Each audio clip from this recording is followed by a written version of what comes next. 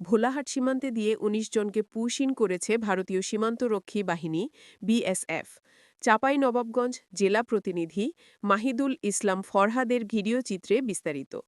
চাঁপাইনবাবগঞ্জের ভোলাহাটের চান শিকারী সীমান্তে ১৯ জনকে পুশ ইন করেছে ভারতীয় সীমান্তরক্ষী বাহিনী বিএসএফ।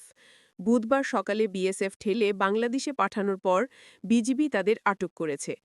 চাঁপাইনবাবগঞ্জের ৫৯ বিজিবি ব্যাটালিয়নের অধিনায়ক লেফটেন্যান্ট কর্নেল গোলাম কিবরিয়া এই তথ্য নিশ্চিত করেছেন। আটককৃতদের মধ্যে ৬ জন নারী, ১০ জন পুরুষ ও ৩ জন শিশু রয়েছে। বিজিবি অধিনায়ক বলেন, সকালে বিএসএফ ওই ১৯ জনকে সীমান্ত পিলার ১১৯/৪ সংলগ্ন এলাকা দিয়ে বাংলাদেশে পাঠায়। প্রাথমিক তথ্যে জানা গেছে তারা সবাই বাংলাদেশের নাগরিক। বিভিন্ন সময়ে অবৈধ পথে ভারতে গিয়ে তারা দেশটির পুলিশের হাতে গ্রেপ্তার হন। বিভিন্ন কারাগারে তারা সাজাও খেটেছেন।